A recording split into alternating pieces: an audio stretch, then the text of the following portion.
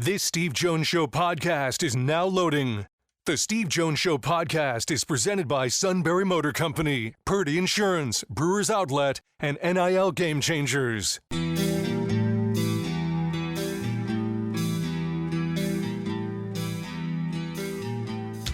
Bringing you an in-depth look at Penn State sports and more. This is the Steve Jones Show on News Radio 1070 WKOK. The Steve Jones Show is presented by Sunbury Motor Company, Purdue Insurance, Brewers Outlet, and NIL Game Changers. Now from the Sunbury Motors Studio, here's Steve Jones. Great to be with you on this Tuesday as we get ready for later in the week, the blue-white game. Last night, the national championship game in men's basketball. This opening half hour brought to you by Purdue Insurance, Market Street in Sunbury. Go to PurdueInsurance.com. Auto, home, life, business, boat, motorcycle, RV. They'll take care of your insurance needs, save you money wherever they can, whether it's going over state lines, whether it's bundles.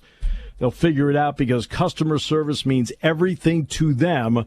At Purdue Insurance, Market Street in Sunbury, go to PurdueInsurance.com. And we're in the Sunbury Motors studio, Sunbury Motors, 4th Street in Sunbury.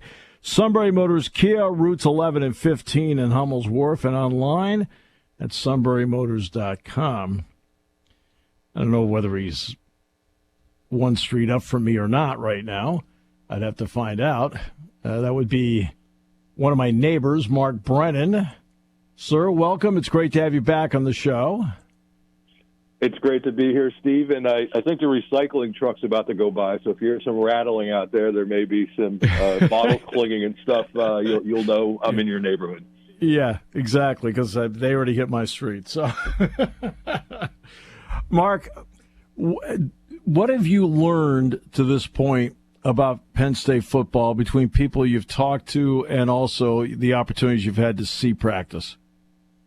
I just think the depth that we're seeing the last couple of years, Steve, has been unbelievable. I mean, when you look at what Penn State has lost to the NFL draft at key positions, take defensive end. And, they obviously they're going to have a first-rounder in Chop, and I think Adisa did an unbelievable job for himself at the Combine and Pro Day. But then you look at what's coming back, and it's like, whoa. I mean, you add Abdul Carter to it. Denai Dennis Sutton was effectively a starter last year. Zariah Fisher, everything we're hearing is he's been one of the real standouts. Amin Vanover's played a lot. Jameel Lyons is turning heads. Smith Vilbert's back in the mix. Jalen Harvey. I mean, so when you talk about depth, you're losing really good players to the NFL, and I think that's going to be one of the good things for Tom Allen. It's a similar situation at cornerback where, you lose three guys. I think all are going to have a really good shot to play in the NFL. Daquan Hardy maybe as a special teams type guy, but you look at what they're bringing back and how they were able to supplement through the transfer portal with A.J. Harris and Kimber. And it's just like, wow. I mean, that's the one thing I think I think offensive tackle is another position. They lose their two starting tackles, and then you look at what they have coming back, even without Drew Shelton, who's been banged up.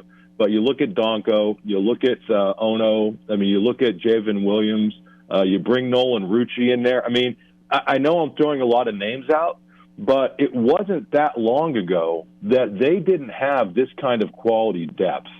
And I just think when you're a team that wants to fight to be in that playoff, which is going to be expanded now, and wants to fight to be a Big Ten champion, which is expanded now, and wants to be involved in all these things, quality depth is key, and I think they have it. So you talked about what Tom Allen's doing defensively. You mentioned Carter going to defensive end. I think a lot of people pretty much know how Tom likes to play because they've seen it year after year. But what about Andy Koltanicki? What have you learned on that side of the ball as to how he wants to play based on the personnel he has at Penn State? Yeah, I mean, just from an X's and O's perspective, what Drew Aller has told us is they're doing a lot more quick things right before and right after the snap. It sounded almost as if they thought they were maybe getting a little bit stale last year, and people were figuring out what they were going to do. But the thing that has stood out to me about Andy, and I don't want this to come across the wrong way, but listen, when an offensive coordinator is fired during the season, is let go during the season, that's a pretty good indication that there was a lack of communication kind of all around. And everything we're hearing about Andy and everything we get in talking to Andy, this guy is an unbelievable communicator. And I think that's half the battle as a coach. You know, one thing that Drew Aller said when we had a chance to talk to him during winter workouts, two things he said. One was that Kotelnicki would hit them with pop quizzes, the quarterbacks, just out of nowhere in Lash Building. So that's like, okay, he wants to keep the communication flowing. But the other thing, Steve, that really stood out to me, he said Andy Kotelnicki would go to the quarterbacks and other players and say, hey, what do you think is going to work? What do you like? And then, now he didn't take every one of those ideas and implement it, but he listened. He was a sounding board, and he could then explain, okay, well, maybe we could use this element of that, or maybe this is why this doesn't work. But to me, that's huge. And then I think you just see his dynamic in practice, where he's in the middle of everything. And I know you're at more practices than I am, but listen, for people who haven't been to football practice, I don't want to shock you, but you may hear some profanity every once in a while. And this guy is dropping F-bombs left and right. And I don't mean that in a bad way. I mean in a motivational type way. And he's in the middle of drills, whacking people with pads, and he's yelling at the running backs. And he's and I don't think we saw that with Mike Yurcich as much. I don't think we saw the interaction. So to me, Steve, as much as X's and O's are going to be important, I think that level of communication is, we've already seen it, and I think it's only going to get better and better and better. They're swearing in practice. Okay. A little bit. Well, you know, Steve, you know that there are some people who might hear that and be a little bit offended, but for somebody like me, obviously, it's not really a problem. I told the story the other day. I'll tell you. Back when Bill O'Brien came in, like Joe didn't swear. Okay. Right. Just that's, and that was Joe's standard, and he didn't do it. So Bill O'Brien, of course, was, and is, great guy, but at the same time should be pointed out that he would throw some colorful language out there. So one day they're at practice, and they did something wrong. He's mad. He starts throwing language out there, and then he looks over at me and he says, if you don't like the swearing, you can leave. And I said, no, I do basketball. Right, exactly. You're courtside, or when you are courtside, not necessarily at the Jordan Center, but when you are courtside, you tend to hear a lot of that. So, hey, there's a really funny story, Steve, if I could tell it, but it was with Craig Fitzgerald. His first couple of years as Penn State strength coach, I think it was the first year, second year, and I got to know him really well because he went to high school with Keith Conlon, who I'm friends with. Sure. And he was so they did a workout that they allowed us to videotape, and there was a lot of profanity in that. And I said, hey, do you mind if I post this? And he's like, no, go ahead. So I posted, and like one person complained about the profanity. So He calls me. He's like, oh, Mark, maybe you should take that down. And I'm like, Craig, Fitz, I got to tell you, one person complained, 8,000 people are like, I love this guy. So I'm like, let me see if I can edit it a little bit. And we get off the phone, and 5 minutes later he goes, you know what, Mark, bleep it. Just leave it up. And so that video is up there somewhere in cyberspace to this day. The blue-white game will be the 15th practice. So this will be practice 12 today, 13 on Thursday, 14 Friday, then 15 Saturday. What, if anything, are you looking for in this, especially in the first half? I'm anxious, and I'm going to ask James about this today. I don't know if you have any insight on it, but, he had mentioned earlier in the spring that this is going to be the first time in a while that they'll have enough players to actually have something resembling an actual game, rather than the modified type scrimmages they've been doing. And I would just love to see that. I went and counted today because I was obviously had too much time on my hands, but 124 players on the roster right now. Yeah. And a lot of that is owed to all the players who enrolled mid-year and the transfers who came in mid-year. That used to not be the case. I mean, you used to have a really depleted roster before this started to happen. So I think if they're able to have some kind of semblance of a game, I think that's going to be key. But otherwise, I think it's important to keep an eye on those young offensive linemen that I mentioned, and a guy like Cooper Cousins, who apparently, is just tearing it up for a true freshman, which is unheard of for an early enrollee. And then over on defense, I think the positions that I was talking about, when you lose so many players to the NFL, how are things going to shake down at defensive end, and how are they going to shake down at cornerback? Tom Allen, he didn't have these problems at Indiana where, you almost have too much talent at defensive end. He told enough about his scheme out there where he had the two specialty positions, the Husky, which is now called the Lion, which is like a defensive back hybrid type thing, and then the Bull, which was defensive end linebacker hybrid.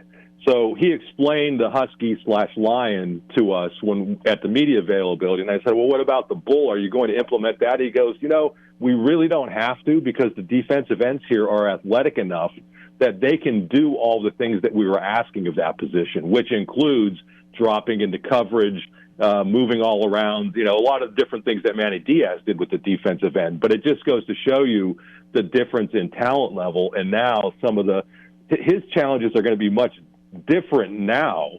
Right. And fortunately, he has a very experienced staff, and James Franklin has a very experienced defensive staff. What those guys on that side of the ball are like, including a guy like Deion Barnes, who's relatively young, but has been with the program for multiple years now, to help him make all those decisions. Right, and it's interesting because that's what I find interesting about Abdul Carter. We saw how good Adisa Isaac was, and I think it's going to be a big benefit to him at the next level when Penn State would run zone blitzes, because he knew how to drop into the right zone, the proper depth of a drop. Jack and I talked about it in the broadcast all the time. Having a guy that had been playing linebacker, now playing defensive end, I think allows you to keep that thought process in there. Right. And then, Steve, it's a 250-pound guy. So you're not looking at – and that's where that hybrid thing came into play at Indiana, where that was probably going to be like a 225-pound guy. Right. And that's a whole different thing, because then they know what you're going to do. I mean, if you're bringing that guy in, you're probably going to drop him into coverage, right? Whereas with Abdul Carter, you don't know if he's coming off the edge. You don't know if he's dropping into coverage. You don't know what the heck he's doing. And he's not the only defensive end who's that athletic. I mean, I know I mentioned him earlier, but I am just telling people, watch out for Jameel Lyons. I don't know that he's going to be a starter this year, but I think that guy has big time written all over him. I mean, he has so much talent that I don't know that he's going to be a starter this year, but I think he's going to be really, really good as time goes by. What kind of read have you had to this point on the quarterbacks? Yeah, I mean, I think it goes back to you're sensing more of a comfort level, at least from Drew Aller. I haven't had a chance to talk to Bo, so I can't speak on what his kind of feel for things are. But in terms of Drew, we had an opportunity to speak to him last week. I almost said last week on a Zoom call. And I just think the level of comfort and confidence he seems to have working with Andy Koldalnicki seems to be at a little bit different level than maybe it was with Yersich. And I'm hearing nothing but good things about Grunkemeyer. Obviously there's don't think we're going to see Smolik. Obviously I think there's some things going on there physically, but I think they're in a good spot with. I guess the question is going to be, Steve, is, are they going to be willing to use Bo as a change of pace type quarterback, which they did a little bit late last year. And I think if you go and you look at what Andy Kotelnicki has done in the past, and the different types of quarterbacks he's been able to work with. I mean, I think that's one of his strengths, is that he's been very successful with multiple different kinds of quarterbacks, whether pure drop back or more mobile guys. And will it be a situation where he finds a way? I mean, that's one thing he said. He was asked specifically about Bo Pribula, and he's spoken more general terms. And he said basically, and I'm paraphrasing because I don't have the quote right here in front of me. Sure. If we think somebody could help us win, we're going to find a way to get them on the field. He said, if that means playing 8 tailbacks, I'll play 8 tailbacks. I mean, he was being facetious, obviously, sure. Right. But making the point that, so that's what I think is going to be interesting. They're not going to tip their hand in the blue-white game to that sort of thing. Sure. But I think when we get to fall camp and when we get to that season opener at West Virginia, how are they going to use Bo Pribula? Will they do it? Because he obviously brings a different skill set than Drew Aller. All right, and the basketball season wrapped up last night. We are now into portal season and have been into portal season for a couple of weeks now. When you look at Penn State to this point, based on the season they had and the needs, especially in a league that's going to bring in 4 new schools, what's your thoughts on where Mike Rhodes is right now with the team?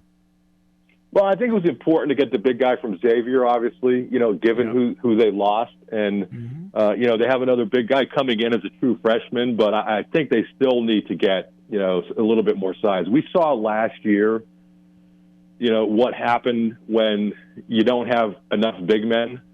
And one of them, they were already a little bit, not quite where they needed to be in terms of guys who can come in and make an impact. And then Meach gets hurt, and now you're in a really difficult spot.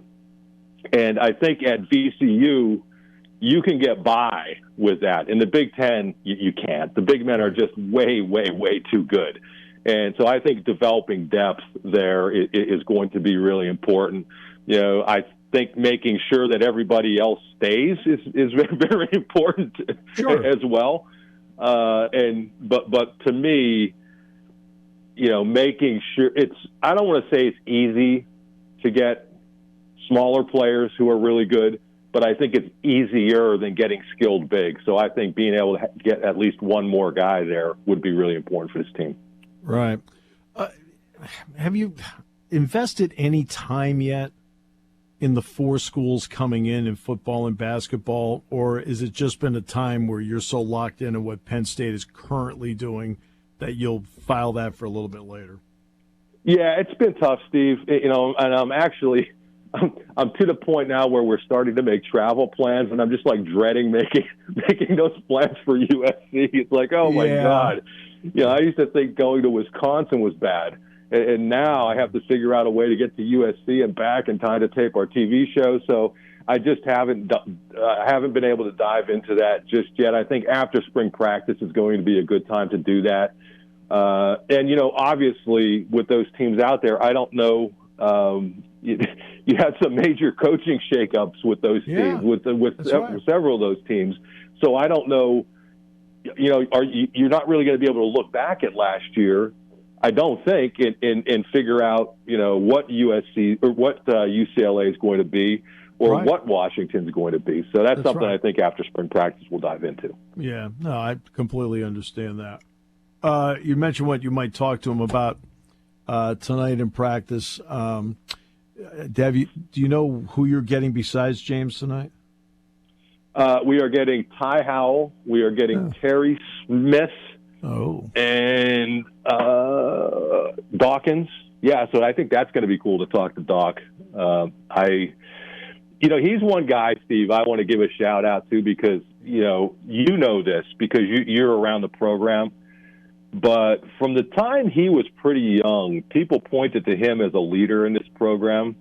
Yep. And I think people who know what his dad was kind of all about understand where his personality comes from. I think a lot of it comes from his mom, too, who's an outgoing personality. But I just think it's a situation where I would keep an eye out for Nick Dawkins. I think he's, they're sizing him up as a guy who's going to take over for Hunter Norzad. I think Cooper Cousins will probably push him. But I just think the leadership skills and the personality and the glue guy stuff and all those good things, I just think he's a guy to keep a focus on. I'm glad you brought that up because I wanted to mention him. And then the other players are A.J. Harris and Denai Dennis Sutton. Mm-hmm. And I think there may be one more. I'm not sure. But so it's a good group. And listen, hey, I want to really thank Penn State for having these availabilities.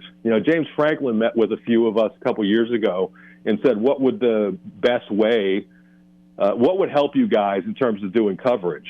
And, one of the things that was brought up from several reporters is having face-to-face access with players, even if it's after practice. And I think it's just been tremendous. And then making the coaches available was great. Making the transfer players available last week and A.J. Harris this week was great. So we've had a lot of good access this spring. And we didn't always have that, okay? And I think every once in a while, a lot of times, people, including me, complain about access, but I think sometimes when things actually go right, you got to take a second and say, you know what, I appreciate this. So I do appreciate it, and I think most reporters appreciate the access that we've had. Well, appreciate the great work you do, Mark. Thanks so much, and thanks for all the time today. Appreciate it, and good luck with the recycling. Absolutely. You'll hear. I'm glad it didn't rattle too much when we were on the air here, and I'll look forward to seeing you later at practice, Steve. Thanks. Thanks, Mark. The outstanding Mark Brennan, 247 Sports. We'll come back with more in a moment. Great to have you with us today. Neil Coulon today. No Matt Catrillo today. I think he's on Thursday. Yeah, Matt's on Thursday. He has, I think he has a game tonight for the cable channel, and tomorrow is Lisa's birthday. Oh, jeez. Every time I turn around, somebody's got a birthday and the whole world stops. It's the completely opposite of my family, too. It's like when the suit, honest to goodness, the suit was the first one I ever encountered like that. He goes, I'm taking the day off. I said, why? It's my birthday. I said, do you know how many games I've done on my birthday?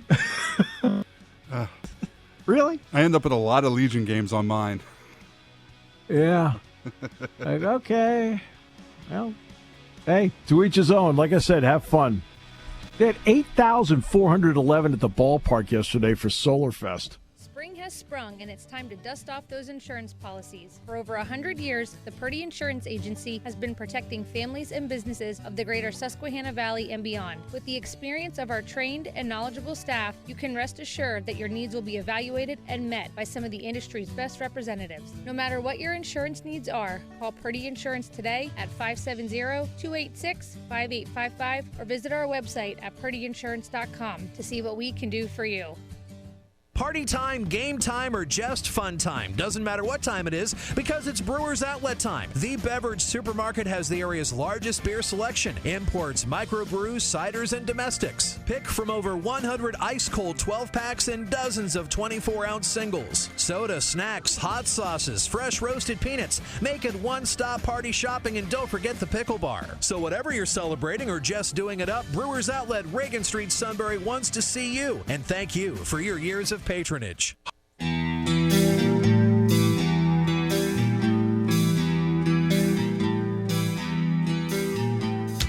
Bringing you an in-depth look at Penn State sports and more. This is the Steve Jones Show on News Radio 1070 WKOK. The Steve Jones Show is presented by NIL Game Changers, Sunbury Motor Company, Purdy Insurance, and Brewers Outlet. Now from the Sunbury Motors Studio, here's Steve Jones. This half hour brought to you by Brewers Outlet, Reagan Street in Sunbury, the beverage supermarket. Imports, domestics, microbrews, the best selection of beer anywhere. Wine coolers, water, soft drinks, snacks. They roast their peanuts fresh and out every day. Pickle bar led by the Barrels and the Dills, my two favorites, indeed second to none.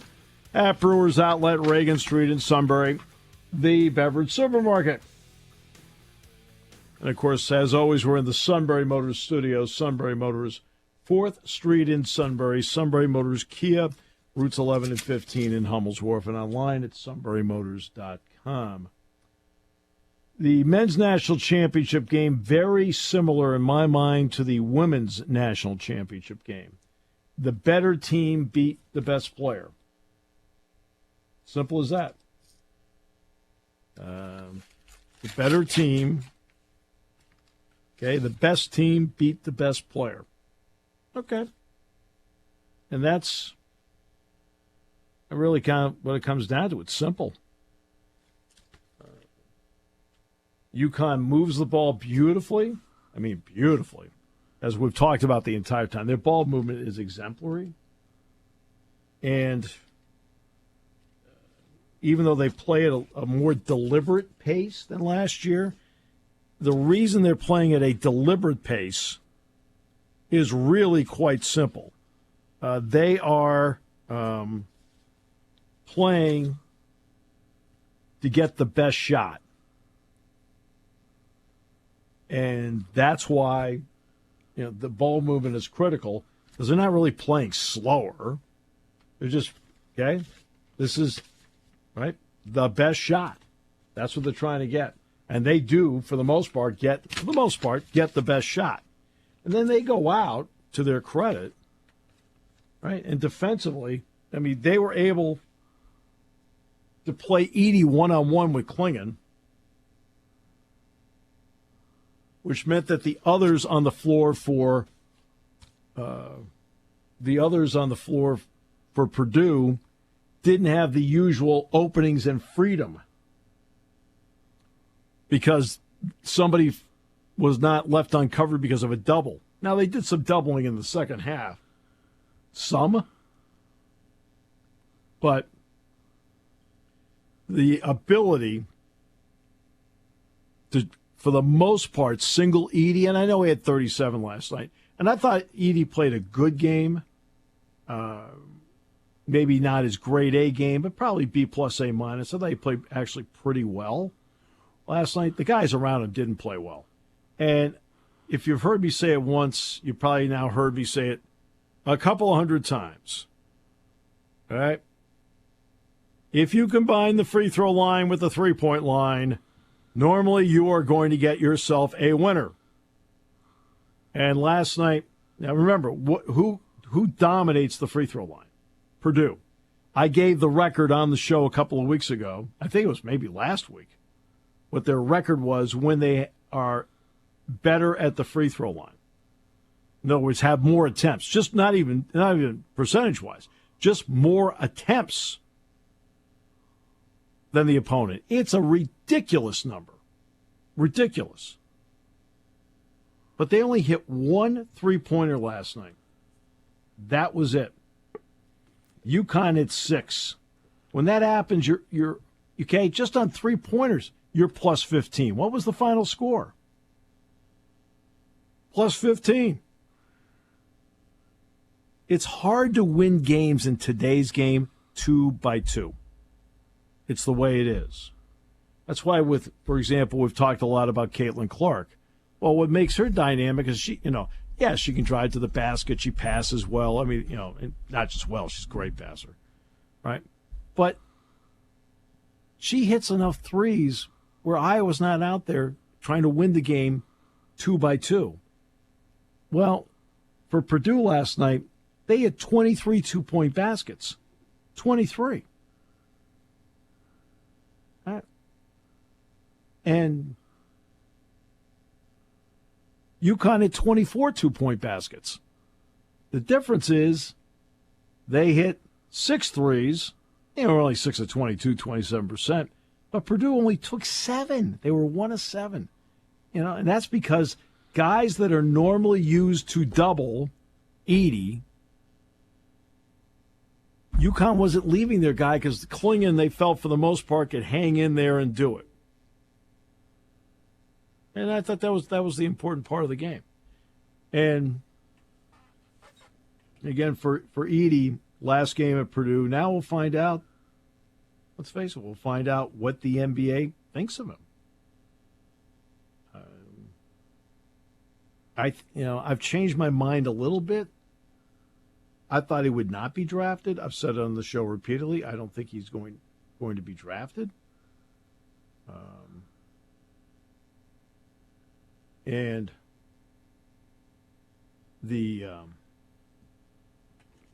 But now I think there's going to be somebody out there that does take him.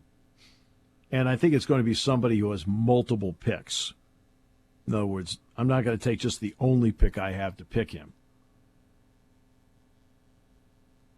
And that's where I look at where he could fit in at the next level. I mean, but again, I watched him last night, and UConn gave him all. I mean, I know he scored 37. Again, I mean, I know what the end result is, and we have a tendency too often to look at the end result and don't take time to actually, look into what actually happened. I always use the Michael Finley example.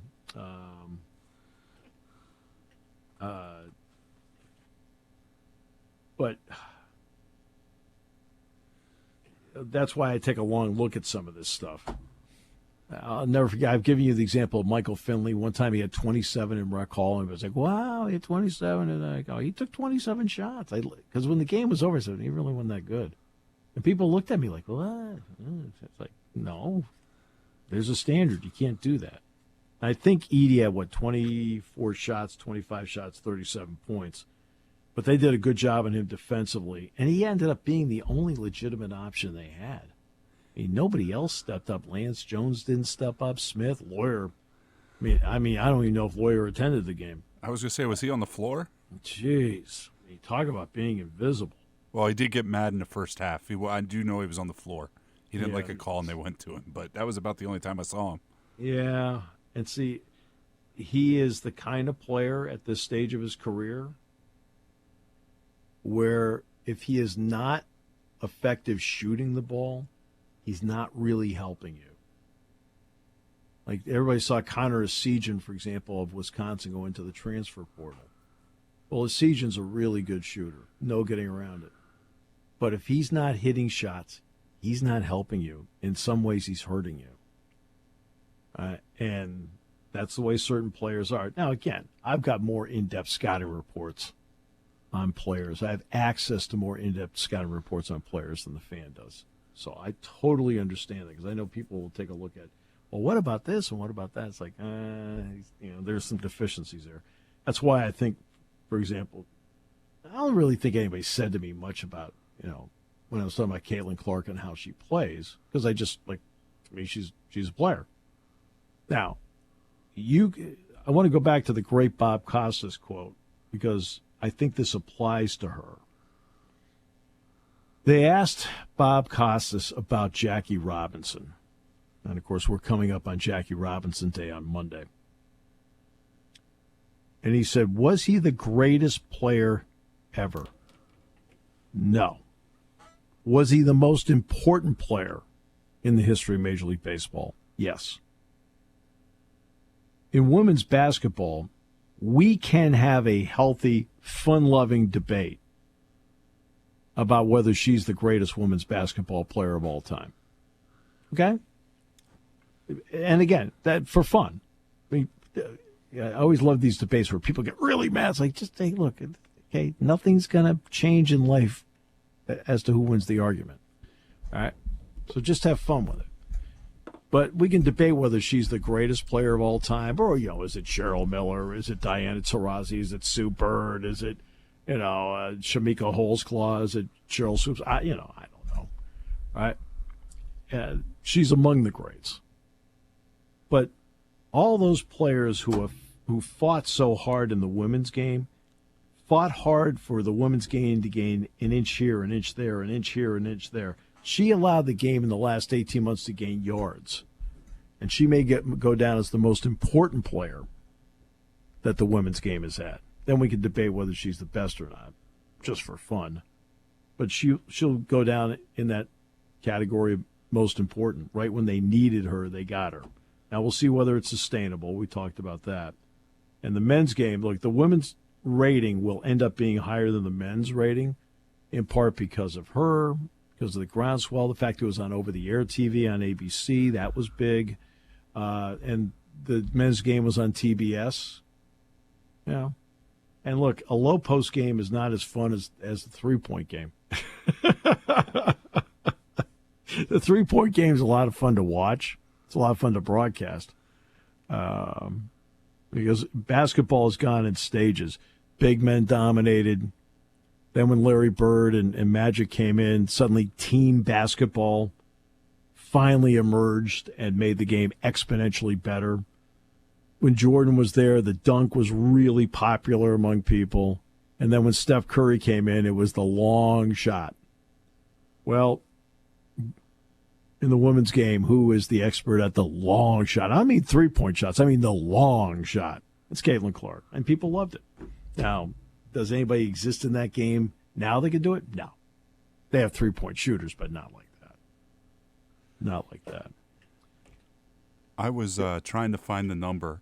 I couldn't quite find it, but I read somewhere this morning that the pregame for Sunday got $2.6 million, and that would be the highest drawing women's basketball game up until 3 years ago.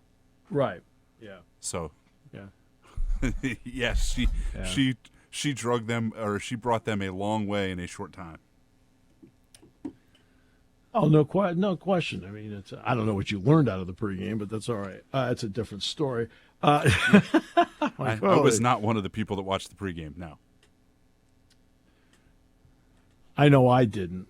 I don't watch pregame, halftime, postgame, unless, to be honest with you, when Barkley's on, I do. Right? First of all, Barkley's really smart, but Barkley's entertaining as heck. He's entertaining. I don't care what anybody, you don't have to personally like him or whatever, but that son of a gun's a lot of fun. Right? And something happened here yesterday. I was only over at it briefly.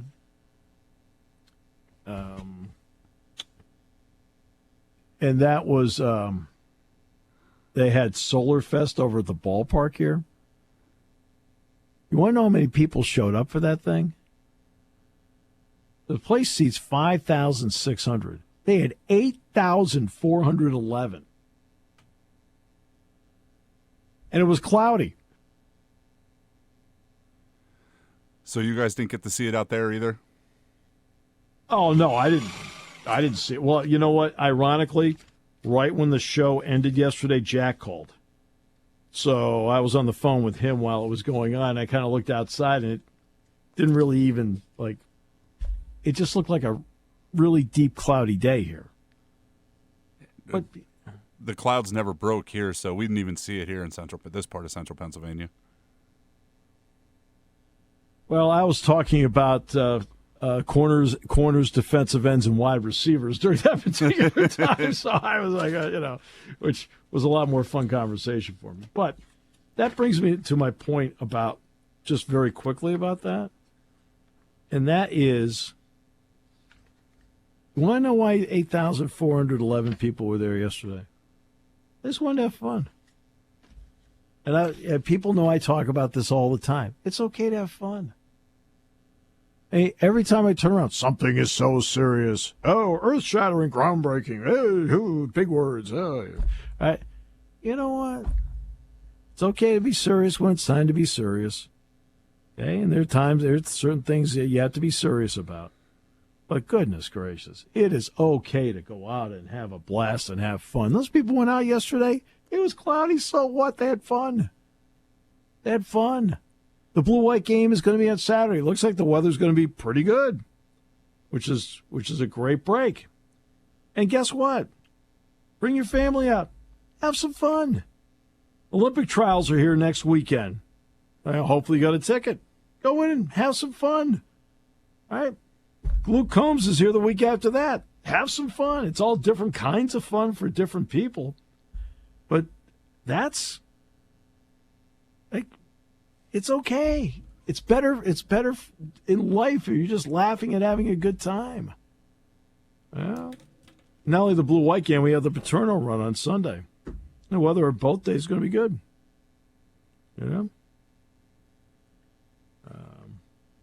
I heard that Sue commercial about, if you're trying to get rid of pain. He wasn't the right person to do that. All right, we'll come back with more in a moment here on News Radio 1070 WKOK. When car repairs get difficult. Well, I just don't know. Me neither. We get good. Sunbury Motors.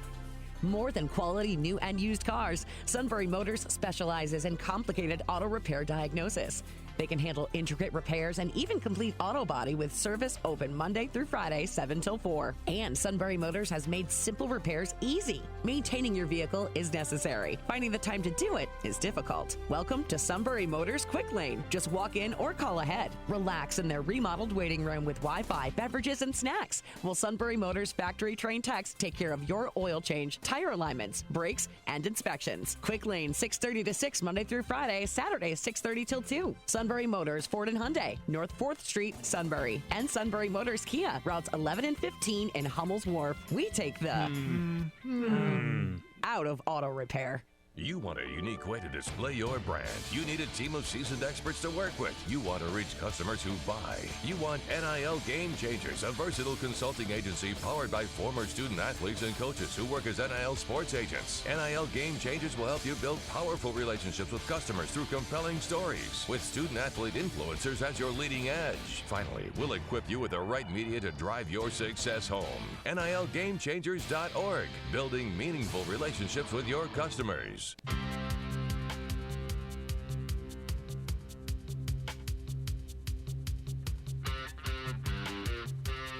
Should be the song you play as you go to Brewers Outlet. Yeah. All right. How about that, huh? Imports, domestics, microbrews, best selection of beer anywhere. All right. Soft drinks, snacks, lots of snacks, man. Wine coolers. Roasted peanuts fresh and out every day. Pickle bar led by the barrels and the dills. Second to none. 6 great flavors of slushy. So much good stuff. Yeah. So here we are now. We're in this period. It's the Blue-White Week. James will meet with the media tonight. And then, of course, there was the rundown that Mark gave us as to who's going to be available tonight. And tomorrow night we have the talk show. James will be on the first half hour tomorrow night. Second half hour is Mark Pavlik. And the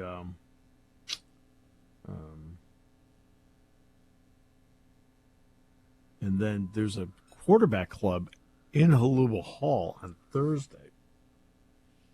So I might be a little late Thursday. We'll see.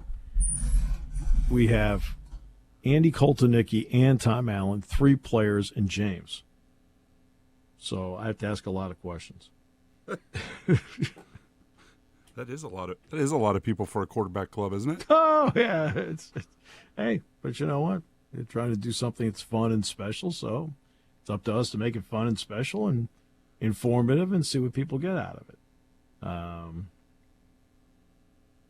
And yeah.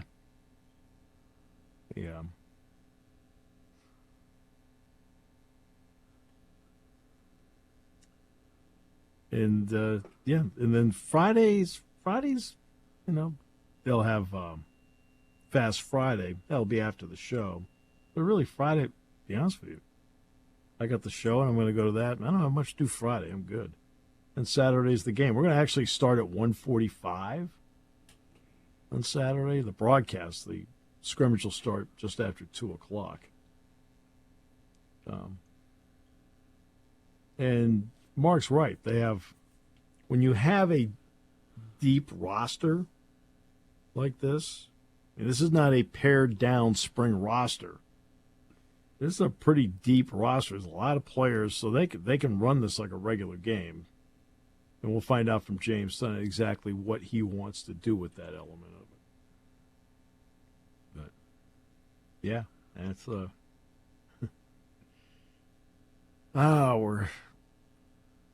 we get to this. Then of course the Masters is later this week too. At Augusta, there's nothing like sitting back on a. I'll get home from the scrimmage, and I'll watch the Masters, and then I will get home from the Paterno run because I have to MC that on Sunday morning, and at some point there will be some Masters time in there.